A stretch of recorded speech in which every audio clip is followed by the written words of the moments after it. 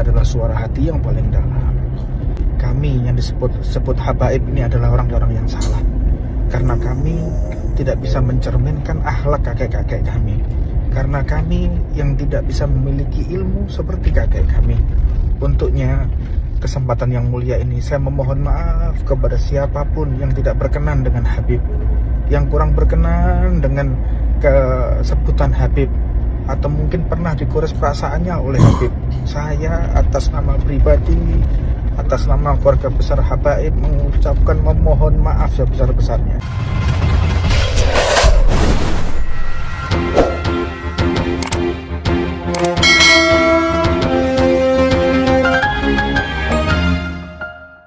Assalamualaikum warahmatullahi wabarakatuh. Bertemu lagi di channel Nasrus Sunnah. Saya menemukan beberapa video dari salah seorang habib yang meminta maaf, teman-teman.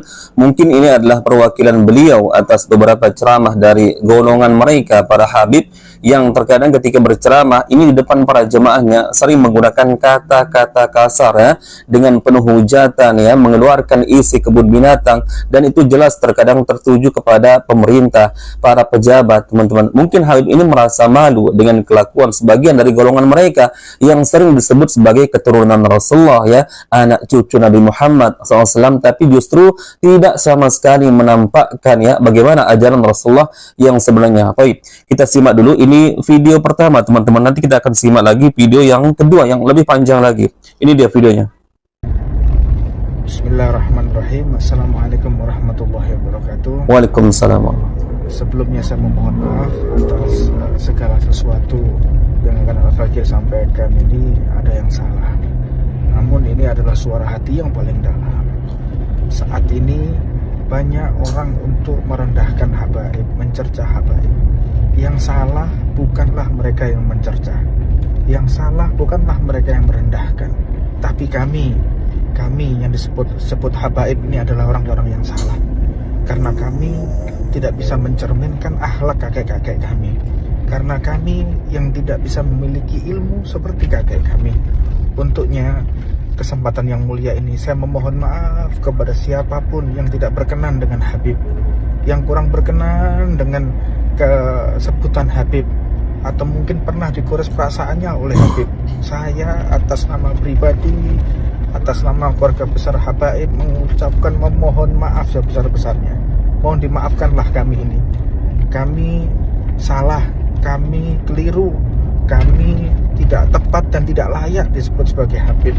Mudah-mudahan kami mendapatkan ridho dari kakek kami, mendapatkan ridho dari para salaf kami, sehingga kami diakui sama seperti muhibbin, orang yang menjadi pembela Rasulullah. Kepada segenap muhibbin, para kiai, para ulama, maafkanlah kami. Kami mohon maaf apabila ada para habaib yang tidak berkenan kepada hatinya antum semuanya. Saya mohon maaf. Kami yang salah, bukan antum. Kami yang salah. Untuknya di bulan Ramadan ini, di Ashrul Awakhir, 10 hari terakhir, bukalah pintu maaf untuk kami segenap para habaib. Mohon dimaafkan. Salam hormat saya, salam ta'zim saya kepada segenap para ulama. Wassalamualaikum warahmatullahi wabarakatuh. Waalaikumsalam.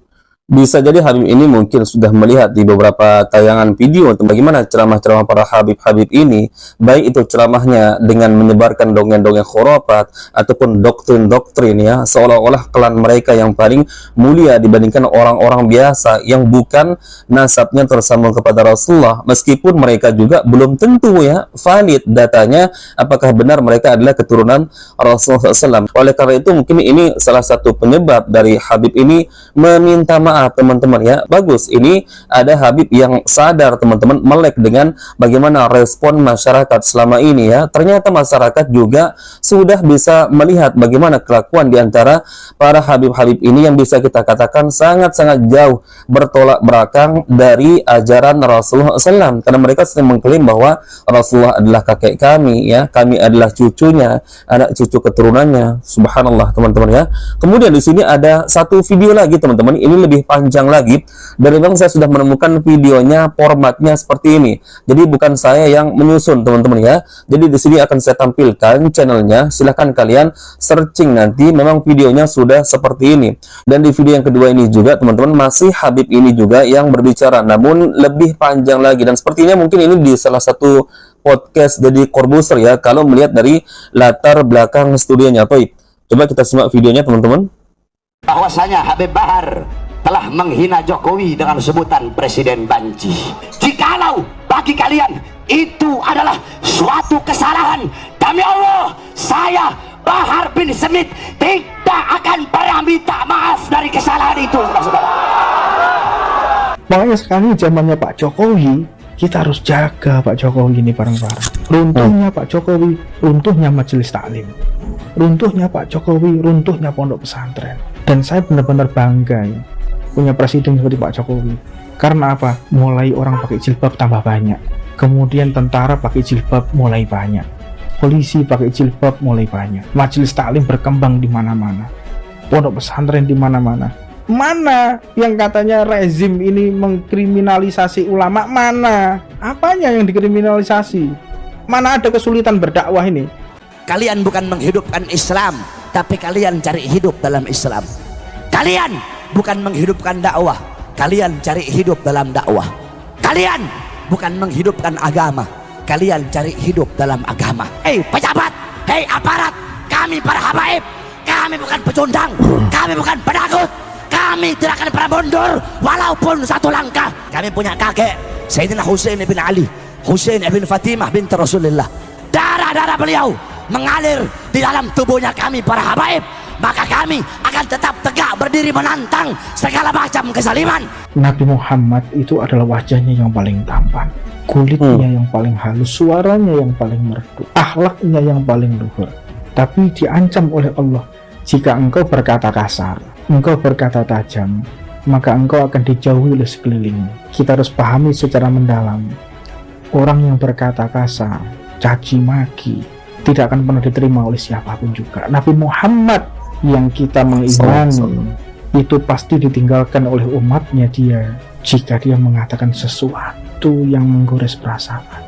Lantas Anda ini pengikut siapa? Menggunakan majelis taklim untuk mencaci maki, untuk membuka aib, mengucapkan aib, menyebut namanya orang, bapak itu.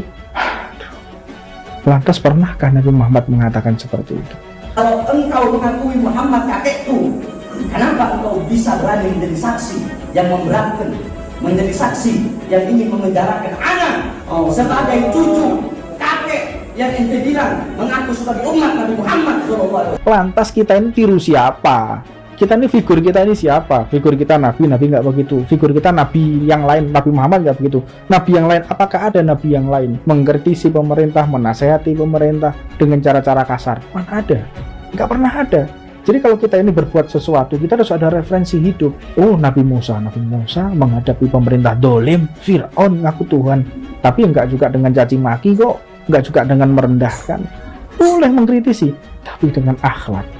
Nah, seperti itu videonya teman-teman. Semoga ini bisa menjadi renungan dan sekaligus perwakilan bagi kalangan para habib secara khusus dan secara umum kepada para penceramah siapapun. Ketika berceramah tentu harusnya menggunakan kata-kata yang bijak, kata-kata yang baik, apalagi sering sekali tertuju kepada person ya, kemudian dicaci maki dengan isi kebun binatang. Ini subhanallah. Bahkan jelas habib ini mengatakan mana yang katanya rezim ini mengkriminalisasikan para ulama. Terbukti ya, ceramah-ceramah tersebar dimanapun ya, orang mau ikut pengajian, orang mau sholat berjamaah ya, tidak ada yang menghalangi teman-teman ya. Bersyukur kita hidup di negeri kita ini teman-teman ya, dengan pemerintah yang membebaskan kita ya melakukan ajaran agama kita. Bahkan kita lihat Indonesia ini sangat beragam ya, agama tersebar ya, Kristen ya, Buddha, tidak pernah ada yang dihakimi, dihalang-halangi teman-teman. Apalagi kita yang secara mayoritas mayoritas beragama Islam. Namun aneh kadang-kadang ada oknum-oknum ya, ustadz, kiai, bahkan para habib yang merasa dirinya dikriminalisasikan oleh pemerintah. Padahal mereka terkadang dijebloskan ke dalam penjara karena kesalahannya, teman-teman. Subhanallah ya. Maka ini menjadi renungan teman-teman, apa yang dikatakan oleh Habib ini. Mana buktinya rezim ini ya yang dikatakan mengkriminalisasikan para ulama? Kalau yang namanya mengkriminalisasikan para ulama, tentu para ulama, para ustadz, kiai tidak diberikan tempat untuk berceramah, menyebarkan ajarannya. Tentu kita juga berdampak bagi umat, teman-teman. Tidak bisa menjalankan agama kita, tidak bisa sholat berjamaah ya, tidak bisa menuntut ilmu. Terbukti lihat, masjid bertebaran di mana-mana. Subhanallah, teman-teman ya. Ini yang kita katakan mengkriminalisasikan para ulama. Kemudian kita hujat ya dengan kata-kata kasar. Subhanallah, seandainya beban tersebut ya sebagai seorang pemimpin dibebankan kepada orang yang suka teriak-teriak menghujat pemimpin dengan kata-kata kasar, teman-teman ya, coba ya. Jangankan menjadi presiden ya, menjadi RT saja kita belum tentu mampu, teman-teman ya, mengurus warga yang dalam lingkup kecil, apalagi ini mengurus ratusan juta jiwa, teman-teman ya.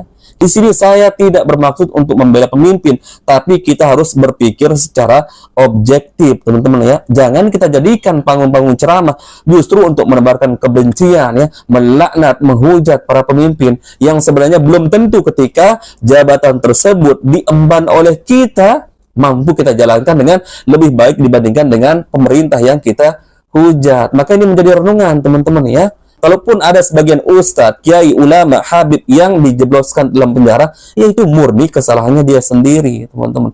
Jejak digitalnya pun sudah tidak bisa dibohongi lagi. Sudah bisa kita lihat ya, track record mereka yang di penjara tentu ada sebab akibatnya, teman-teman. Baik, mungkin itu yang bisa kita sampaikan di video ini ya. Semoga ini menjadi renungan, teman-teman, dan pelajaran bagi kita semua agar nih lisannya jangan sembarangan ya. Kalian itu kan pendakwah, seharusnya memberikan contoh yang lebih baik, teman-teman, menjadi teladan bagi para jemaah kalian, bukan justru menebarkan kebencian, provokasi di antara umat muslim sehingga terjadi kebencian satu sama lain. Barakallahu fikum. Semoga ini bermanfaat. Kita bertemu lagi insyaallah di video berikutnya. Assalamualaikum warahmatullahi wabarakatuh.